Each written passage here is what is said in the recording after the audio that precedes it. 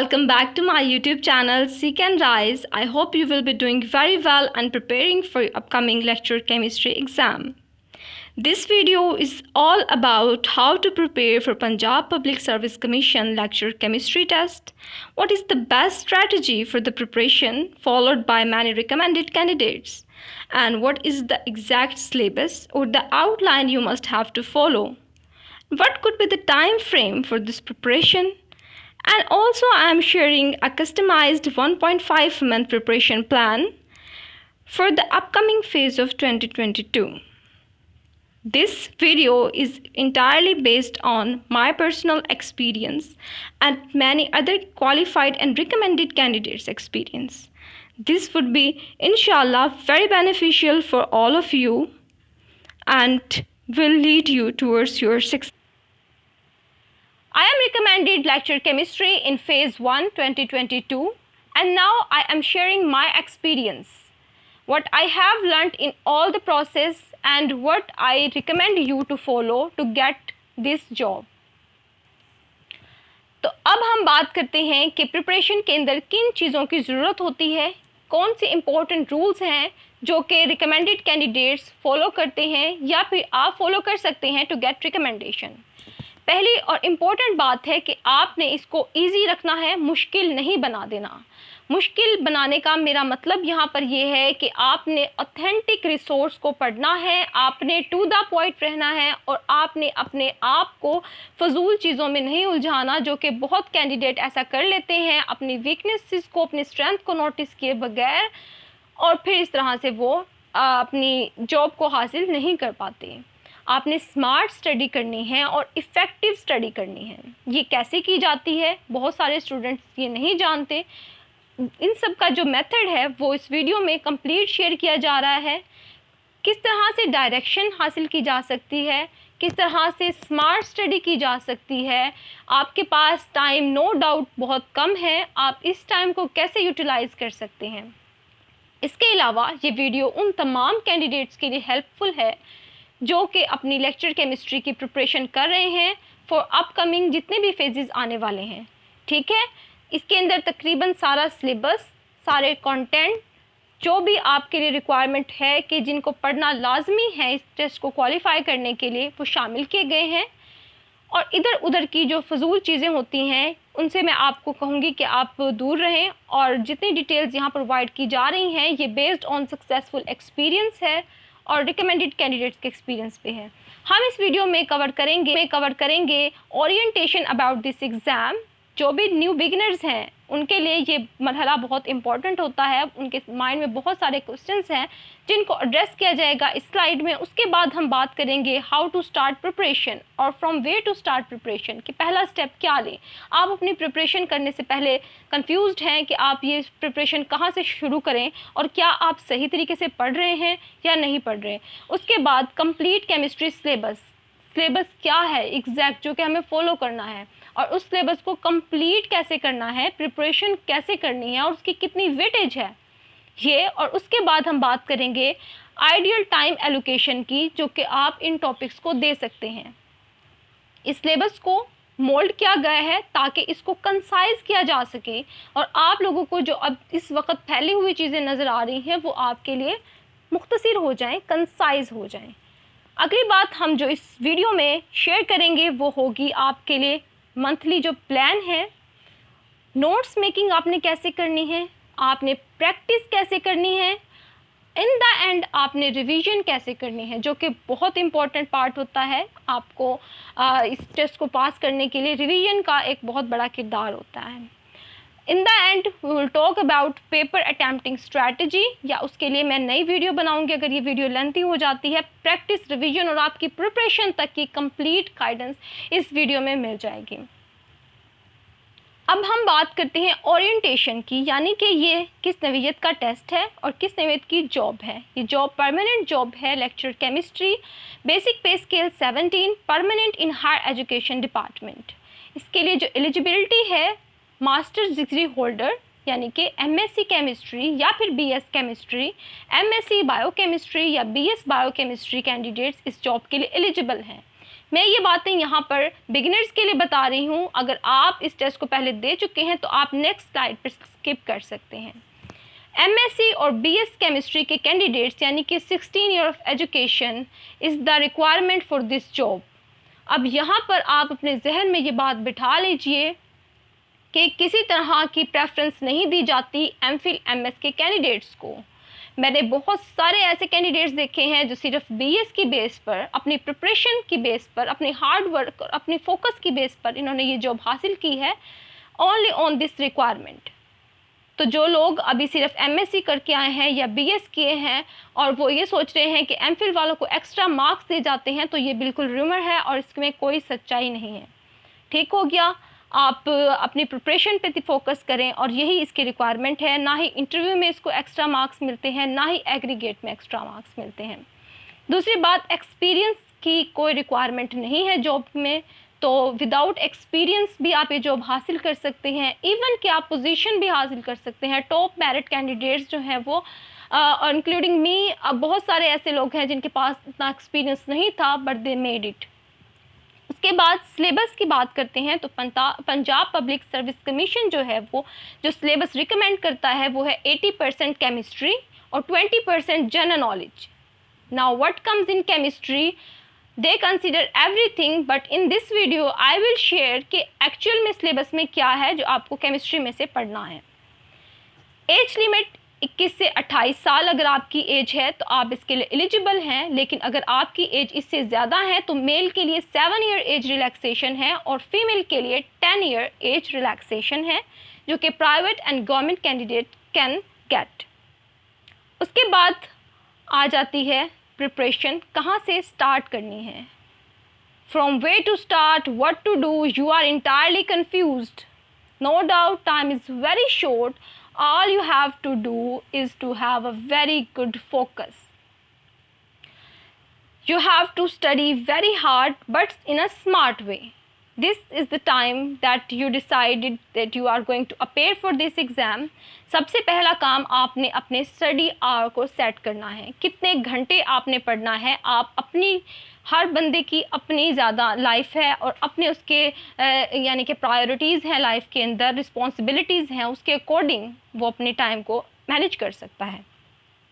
तो सबसे पहले टाइम सेट करें, स्टडी आवर्स को निकालें और फिर उसको स्टिक हो जाएं कि मैंने इतने घंटे तो पढ़ना ही पढ़ना है। वो आपके लिए 6 घंटे भी हो सकते हैं, 7 घंटे भी हो सकते हैं, 5 भी हो सकते हैं।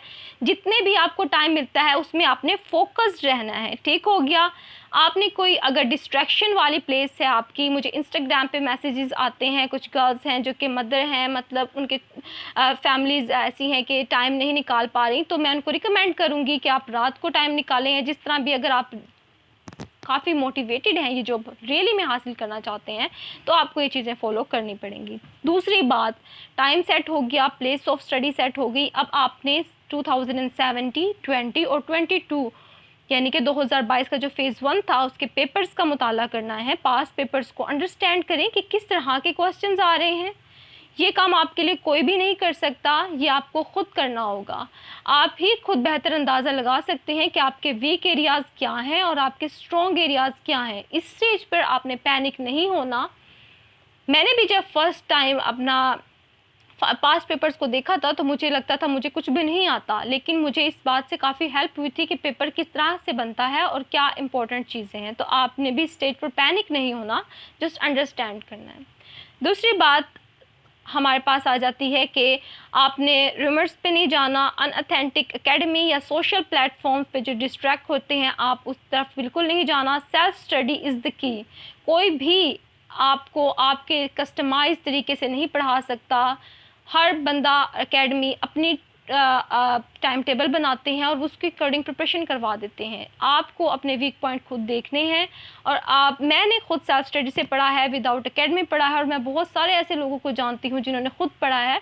तो जो लोग इस तरह से क्वेश्चन करते हैं कि बगैर एकेडमी के प्रिपरेशन हो जाती है, तो डेफिनेटली उनका आंसर यही है कि हो जाती है। आपने बस मेरी स्ट्रैटेजी को फॉलो करना है और इसके अलावा यूट्यूब पे बहुत सारी अच्छी वीडियोस अवेलेबल हैं, आप उनसे भी हेल्प ले सकते हैं। जो कुछ भी आपको कॉन्सेप्ट में कमी है या किसी तरह की प्रैक्टिस की कमी है आपकी, तो वहाँ से आप गाइडेंस ले सकते हैं। नेक्स्ट हम बात करते हैं केमिस्ट्री का कंप्लीट सिलेबस क्या है, रिसोर्सेज क्या हैं और कितनी कितनी परसेंटेज आपकी सब्जेक्ट की पेपर में आती है।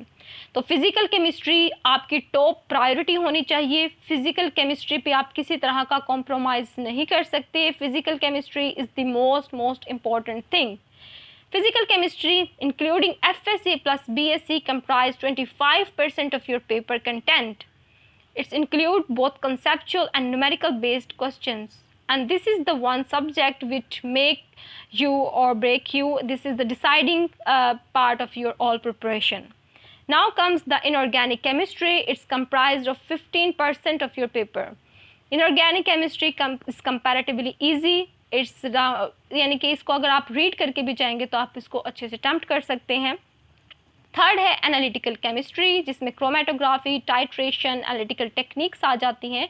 ये आपके पेपर का 10% पार्ट होती हैं। उसके बाद organic chemistry including spectroscopy comprised of 15% of your paper.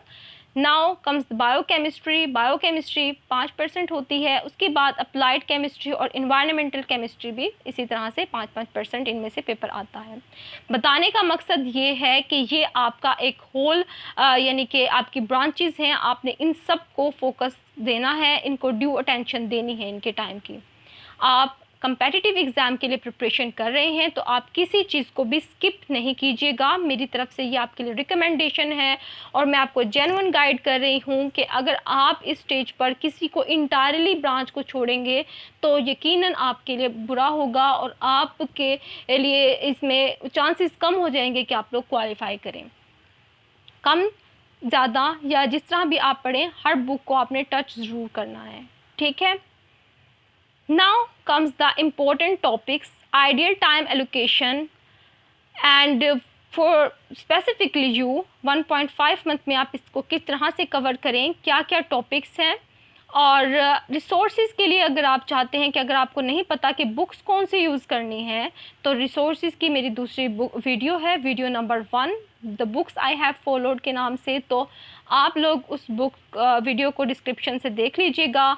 उसमें तकरीबन मैंने सारी ऑथेंटिक बुक को बताया गया है जिनको आप बेस बना के स्टडी कीजिए। और यहाँ पर मैं बताना ज़रूरी समझूंगी कि आपने बहुत सारी बुक्स को नहीं पढ़ना, आपने बेसिक और अच्छी बुक्स को पढ़ना है।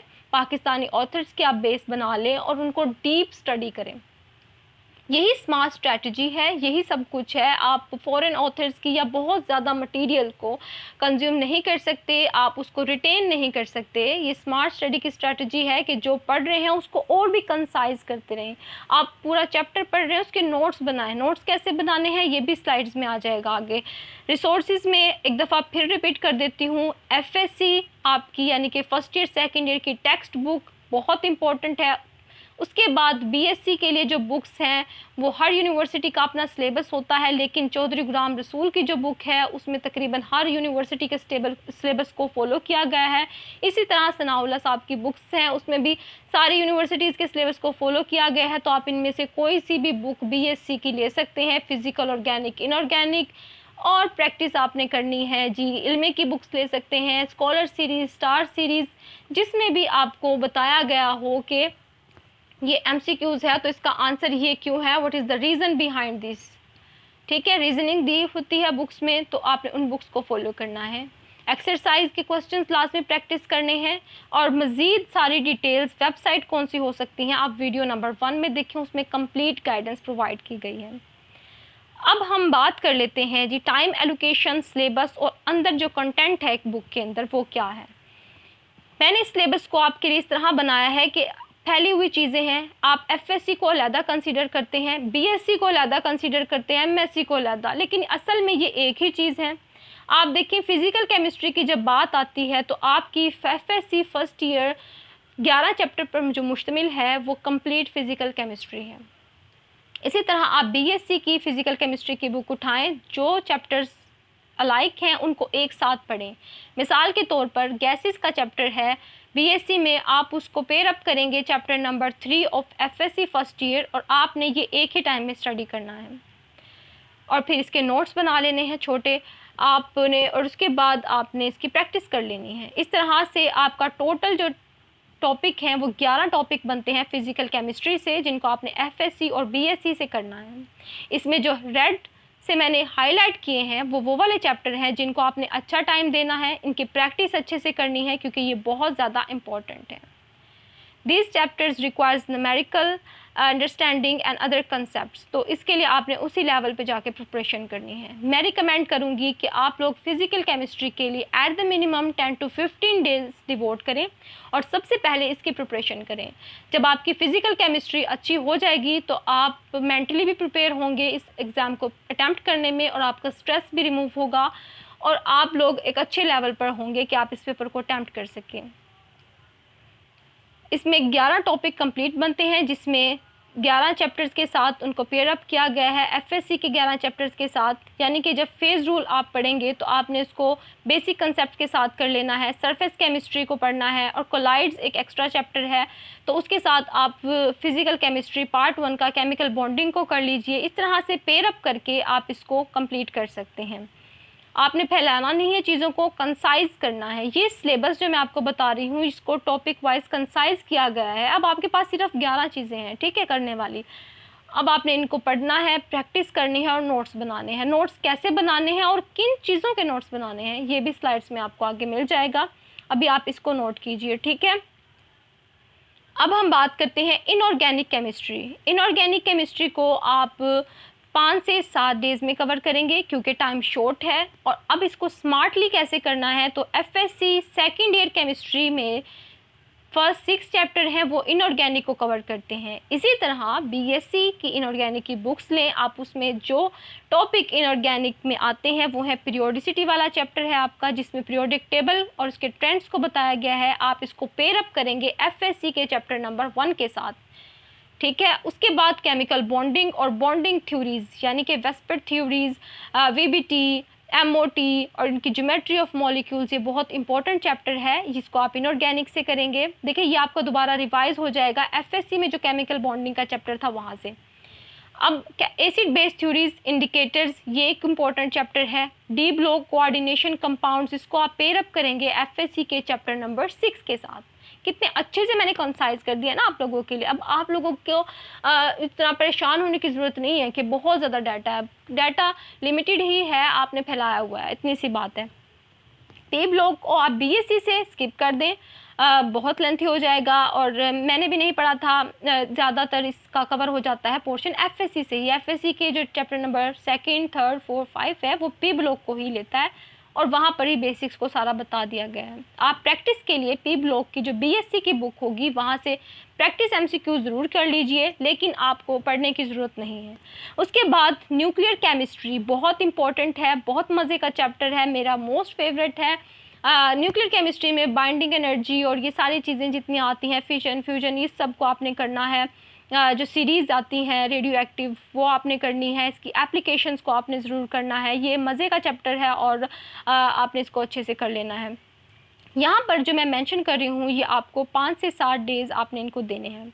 कैसे देने हैं ये आप, अगर मैं चाहती तो मैं आपके लिए इस तरह भी बना सकती थी कि आपने ये चैप्टर फिक्स्ड इसी डे को करना है और ये चैप्टर फिक्स्ड इसी डे को करना है और प्रैक्टिस करनी है। लेकिन मैं आपके लिए आपको रिकमेंड करूँगी कि अपने आप पे भी आपने क्या करना है, रहम करना है। किसी तरह का स्ट्रेस्ड आउट आपने नहीं लेना कि ये इसी दिन होना था, ज़रूरी नहीं है। आप हर बंदे की अपनी वीकनेस और अपनी स्ट्रेंथ है। हो सकता है कोई स्टूडेंट पीरियोडिसिटी वाला चैप्टर एक दिन में करे, ठीक है, और हो सकता है कि कोई पीरियोडिसिटी वाला चैप्टर के साथ केमिकल बॉन्डिंग भी कर ले एक दिन में। तो ये आपकी अपनी फ्लेक्सिबिलिटी के अकॉर्डिंग आप इसको एडजस्ट कीजिएगा, लेकिन आप एक टाइम फ्रेम यही रख लीजिए 5 से 7 दिन। इसमें आप चाहे तो एक दिन में 3 कीजिए, 2 कीजिए, 1 कीजिए, जैसा भी कीजिए, लेकिन उसको पढ़िए, नोट्स बनाइए और प्रैक्टिस कीजिए। जब आप किसी एकेडमी में जाते हैं या किसी का बना बनाया प्लान फॉलो करते हैं तो यही मसला आता है जो आपके स्ट्रेस को बिल्डअप करता है। हो सकता है कि आपसे पीरियोडिसिटी या केमिकल बॉन्डिंग का चैप्टर फ़र्ज़ करें नहीं हुआ और आपका टेस्ट आ गया शाम को, तो आप उस टेस्ट को अच्छा नहीं अटैम्प्ट कर पाएंगे और अगले दिन नया टेस्ट, फिर वो भी आपसे नहीं होगा। जबकि अगर आप खुद कर रहे होंगे तो आप प्रॉपर टाइम दे सकते हैं। मैं इस चीज़ को मानती हूँ और मैंने इसी चीज़ को फॉलो किया है। मैंने सेल्फ स्टडी की है और हमारे लिए और भी मुश्किल था, हमने 11 दिन में इसको किया था। आप लोगों के पास बहुत ही आइडियल टाइम है। मैं समझती हूँ कि अगर किसी ने नहीं पढ़ा पहले भी तो वो इन दिनों में आराम से कर सकता है अगर वो स्ट्रैटेजी को फॉलो करें। Everything that matters is your planning. अगर आप एक अच्छे प्लानर हैं या आप इस तरह मेरी जैसी ये मैंने आपको बना कर दिया है सिस्टमाइज और कंसाइज करके आप इसको फॉलो कर सकते हैं तो आपका आधा काम तो तकरीबन हो गया। इससे आगे आपको हार्ड वर्क करना है, यानी कि इनको करने की कोशिश करनी है। स्मार्ट वर्क में आपके नोट्स आ जाते हैं, वो फिर मैं आपको आगे बताती हूँ।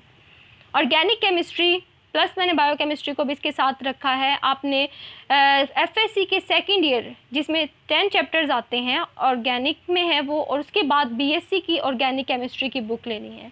अब आपने करना क्या है, स्टीरियो केमिस्ट्री को अच्छे से करना है। स्टीरियो केमिस्ट्री को आप पेयर अप करेंगे चैप्टर नंबर 7 जो पहला है fundamental concept of organic chemistry के नाम से आई थिंक, तो वो आपने चैप्टर नंबर 7 को स्टीरियो केमिस्ट्री के साथ पेयर अप कर लिया।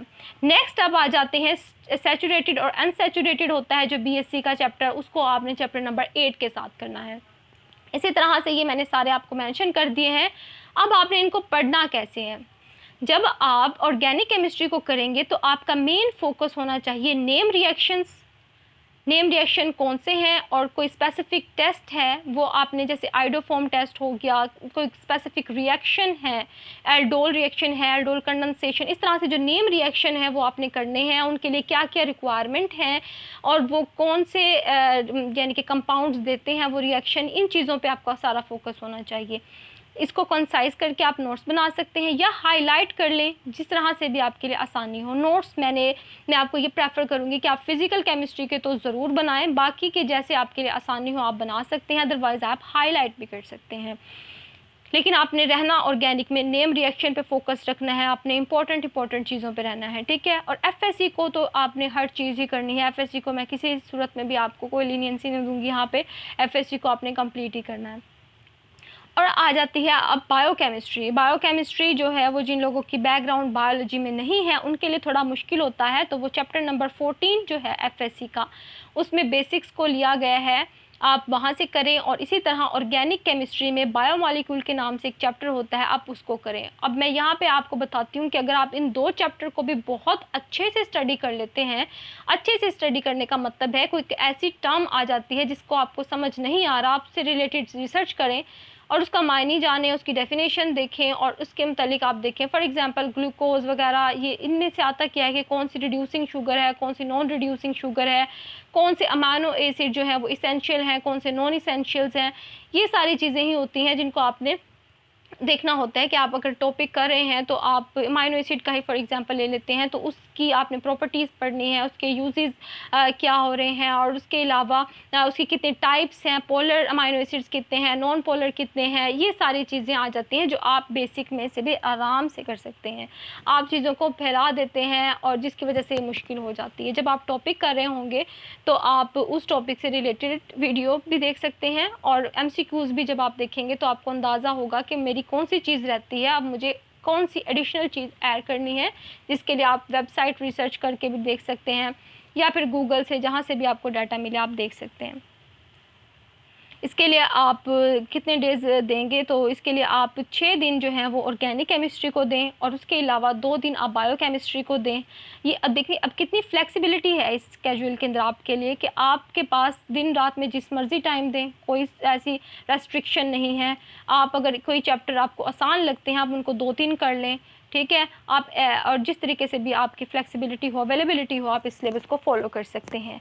अब हम आ जाते हैं जी एनालिटिकल केमिस्ट्री, इन्वायरमेंटल केमिस्ट्री और अप्लाइड केमिस्ट्री। अब एनालिटिकल केमिस्ट्री में ना काफ़ी सारे स्टूडेंट्स बहुत कंफ्यूज होते हैं क्योंकि एनालिटिकल केमिस्ट्री जिनका मेजर है वो तो अच्छे से इजीली कर लेंगे, लेकिन उनको भी मैं रिकमेंड करूँगी कि इसको एक लिमिटेड वे में ही आप करें, लेकिन इसको कंसाइज करके ही करें, लेकिन अच्छे तरीके से करें। स्पेक्ट्रोस्कोपी बहुत ज़्यादा इम्पोर्टेंस की हामिल है। ये ऑर्गेनिक के कैंडिडेट भी पढ़ते हैं, इसके अलावा इनऑर्गेनिक के कैंडिडेट भी पढ़ेंगे, एनालिटिकल के भी। किसी भी मेजर में आपने स्पेशलाइजेशन की है डेफिनेटली आपने स्पेक्ट्रोस्कोपी तो की होगी। स्पेक्ट्रोस्कोपी में IR, UV, NMR, mass spectrometry और उसके अलावा एटॉमिक एमिशन एंड एब्जॉर्प्शन की ये आपने अच्छे तरीके से करनी है। क्या क्या चीज़ें इनमें आ सकती हैं IR के आईआर में आपने क्या करना होता है, या किसी तरह की भी इस तरह की टेक्निक्स में, सबसे पहले आपने इनकी इंस्ट्रूमेंटेशन करनी है। इंस्ट्रूमेंटेशन के बाद इसका प्रिंसिपल क्या है, इस टेक्निक के पीछे आईआर का वर्किंग प्रिंसिपल क्या है, यूवी का वर्किंग प्रिंसिपल क्या है, एनएमआर का क्या है, और जब आप इसको फिर इंटरप्रेट कैसे करेंगे, पीक्स कहाँ पर आती हैं, वो पीक्स किन के लिए होती हैं, इनको कैसे निकालते हैं, ये सारी चीज़ें इसमें आ जाती हैं। तो आपने हर एंगल से स्पेक्ट्रोस्कोपी को प्रिपेयर करना है। इसके लिए रिकमेंडेड जो बुक्स हैं वो मेरी वीडियो नंबर 1 में है, पेविया की बुक्स हैं, या फिर आपके एमएससी या बीएस के नोट्स हैं जो कि आपने यूनिवर्सिटी में पढ़े हैं, ख़ुद बनाए हुए हैं। This is the most favourite topic of mine, और ये आप लोगों का भी फेवरेट हो जाना चाहिए। ये आपके इंटरव्यू में भी आपसे पूछा जा सकता है, और उसके अलावा टेस्ट में भी बहुत इंपॉर्टेंट होता है। वीडियो थोड़ी लेंथी हो जाएगी, आपने स्किप नहीं करना। बहुत इंपॉर्टेंट गाइडेंस मैं आपको दे रही हूँ जो शायद ही आपको गाइड अकेडमी में भी ना मिले। तो उसके बाद आप एनालिटिकल टेक्निक्स जो चैप्टर नंबर 2 एफएससी का है वहाँ से करेंगे। उसमें जितनी भी आ जाती हैं, क्रिस्टलाइजेशन, सब्लिमेशन, क्रोमेटोग्राफी का भी थोड़ा सा मुख्तसर सा दिया गया है उसमें, लेकिन आपने वहाँ से भी लाजमी करना है। क्रोमेटोग्राफी को फिर आपने एडवांस लेवल पर भी करना है। क्रोमेटोग्राफी को आपने जैसे जितनी भी टाइप्स हैं इसकी, HPLC, TLC, एब्जॉर्प्शन और पार्टीशन, सारी टाइप्स आपने करनी है कवर। कहाँ से करनी है, देखिए इसके लिए एनालिटिकल की जो बुक्स रिकमेंडेड होती हैं फॉरेन ऑथर्स की, उस पर बच्चे कहते हैं कि हमें समझ नहीं आता। बिल्कुल ये बात सही है। तो आपने करना क्या है, आपने BSc की क्रोमेटोग्राफी में जो ऑर्गेनिक में दी गई है क्रोमेटोग्राफी, वहाँ से करनी है। आपने उसके अलावा यूट्यूब की हेल्प लेनी है। यूट्यूब आपको विजुअली जो चीज़ दिखाता है उसको मेमोराइज़ करने में भी आसानी होती है, उसको रिटेन करने में भी आसानी होती है। उसके अलावा आप स्लाइड शेयर पे जा सकते हैं और वहाँ पर इनके टाइप से रिलेटेड डाटा देख सकते हैं जो आपको इजी लगे। अब आपने इसके बाद टाइट्रेशंस करनी है। टाइट्रेशंस को आपने उनका कंसेप्ट देखना है। रीजेंट लाजमी याद रखने हैं कि रीजेंट के आयोडीन जो आयोडोमेट्री है फॉर एग्जांपल, उसमें कौन सा रीजेंट यूज़ हो रहा है। उसके अलावा जितनी भी टाइट्रेशंस की टाइप हैं उनमें कौन कौन से इंडिकेटर्स यूज़ हो रहे हैं, एंड पॉइंट किसी का क्या आता है। तो ये चीज़ें आपने मोटा मोटा सा यानी कि आपने याद रखना है। इसके लिए आप एफएससी की लैब की बुक कोई सी भी ले लें, वो आपने वहाँ से प्रिपेयर कर लेनी है। इसके लिए 7 दिन आप दें, अपने डिवोट करें और इसको अच्छे तरीके से फोकस होकर एनालिटिकल को उन 7 दिनों में इन सब टॉपिक्स को कवर करें उसके अंदर।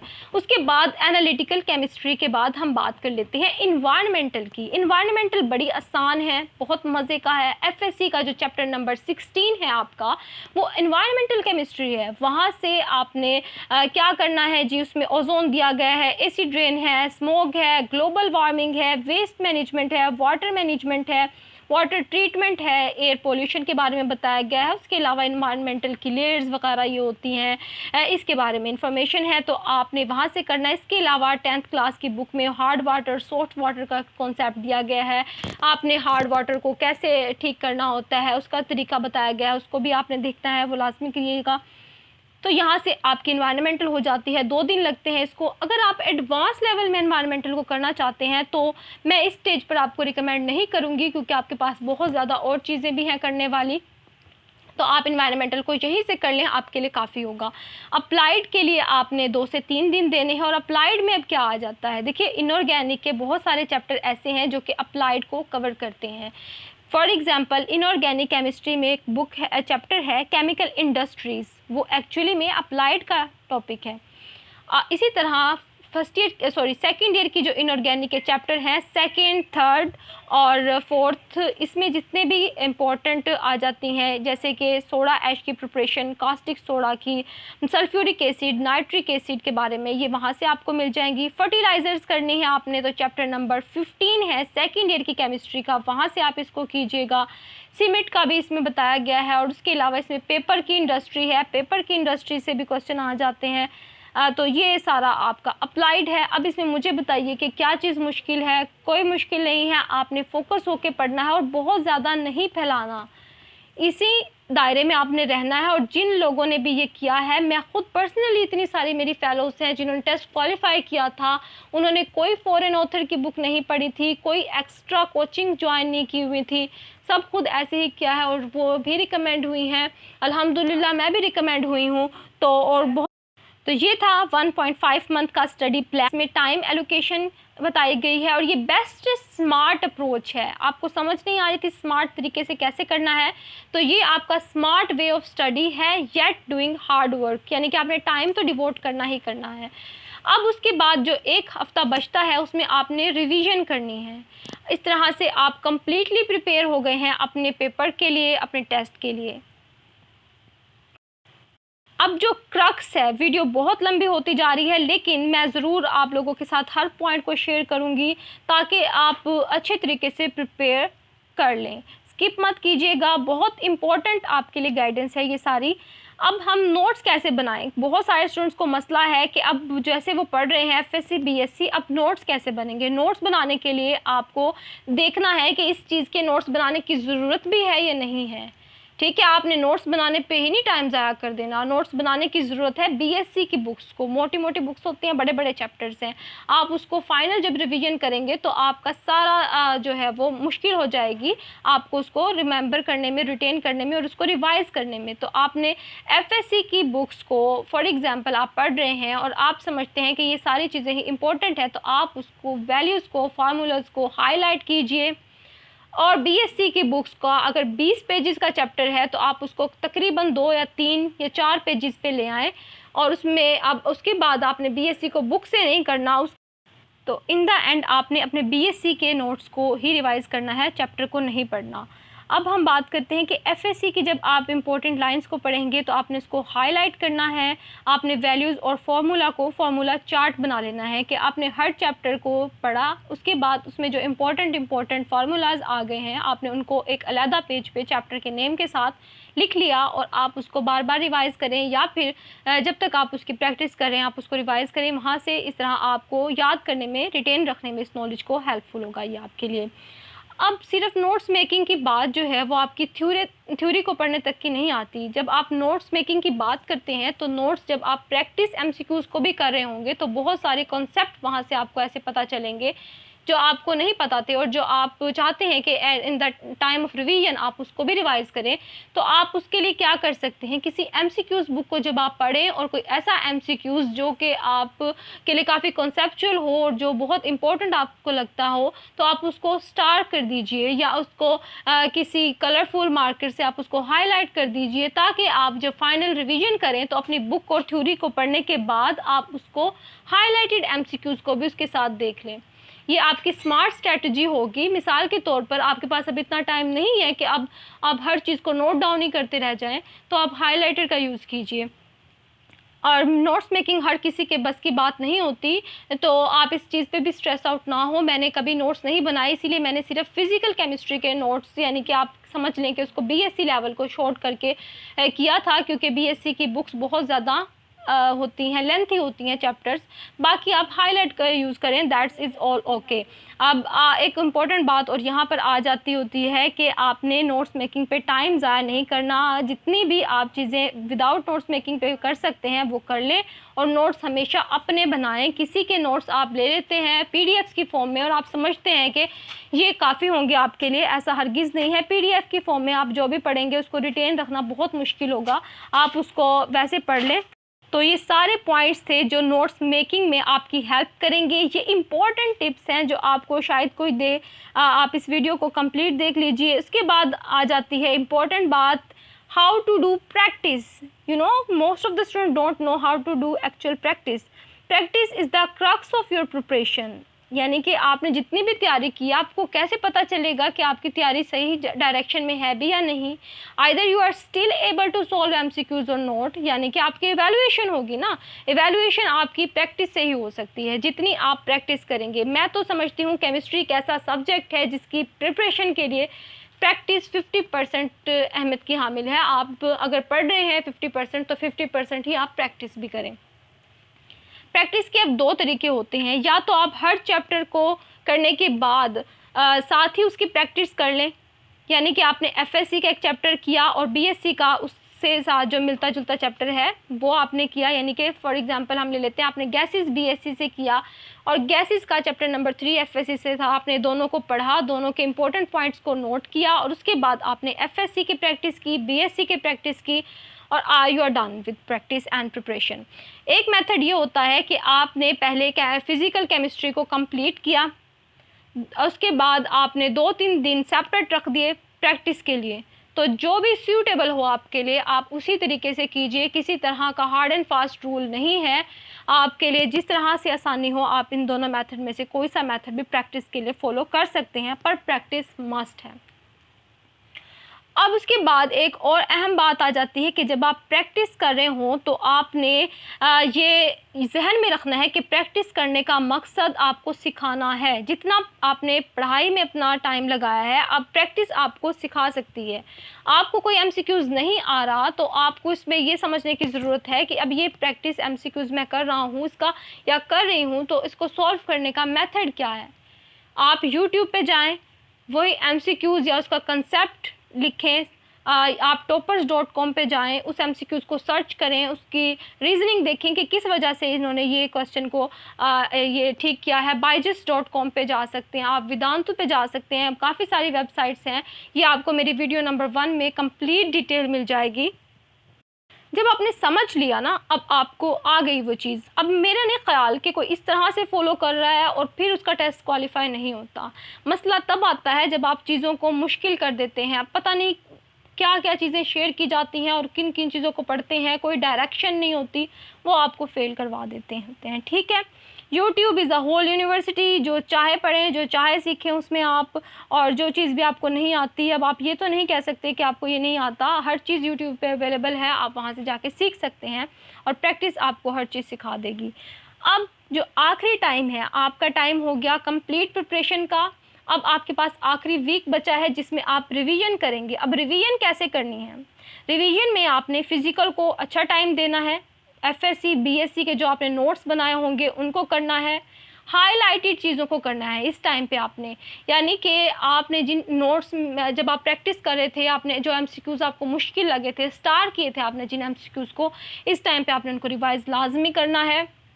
एनालिटिकल में स्पेक्ट्रोस्कोपी को दोबारा करना है, क्रोमेटोग्राफी को दोबारा करना है, और इसी तरह जो अहम चैप्टर हैं, केमिकल बॉन्डिंग की थ्योरीज़ हैं, उनको दोबारा करना है। नेम रिएक्शंस हैं ऑर्गेनिक के, नेम टेस्ट हैं, उनको आपने सिर्फ उन्हीं को रिवाइज़ कीजिएगा। उसके बाद फार्मूला चार्ट और जो हाईलाइटेड एमसीक्यूज़ जो मैं आपको पहले भी बता चुकी हूँ, उनको लाजमी कीजिएगा। इसके लिए आप फाइनल रिवीजन के लिए 5 से 7 दिन लाजमी रखिएगा अपनी प्रिपरेशन के बाद। जो मैंने आपको स्ट्रैटेजी बताई है, इसमें आपके लिए अच्छा खासा टाइम रिवीजन के लिए बच रहा है। 1 हफ़्ता है आपके पास, इसमें आप रिवीजन कर सकते हैं और आप काफ़ी लकी हैं। हमें सिर्फ 11 दिन मिले थे अपनी टेस्ट को तैयार करने में और उसकी रिवीजन करने में, प्रैक्टिस करने में, जो कुछ भी था। लेकिन आप लोगों के पास बहुत अच्छा टाइम है और आप इस चीज़ को श्योर एंड श्योर हासिल कर सकते हैं। आपको डिवोटेड रहना है और कंसंट्रेटेड रहना है, ठीक है, अपने प्रिपरेशन से के हवाले से। अब जो नेक्स्ट वीडियो होगी, ये वीडियो काफ़ी लंबी हो गई है, वरना मैं इसी में आपको गाइड कर देती। नेक्स्ट वीडियो होगी पेपर को अटैम्प्ट कैसे करना है, पेपर की अटैम्प्टिंग स्ट्रैटेजी आपकी क्या होने वाली है। तो इसके लिए आप हमारे सेकंड राइज चैनल को सब्सक्राइब कर दें। ये वीडियो आ जाएगी, अभी आप तैयारी कीजिए, ये जब आपका टेस्ट होगा उससे पहले आप इस चीज़ को देख लीजिएगा।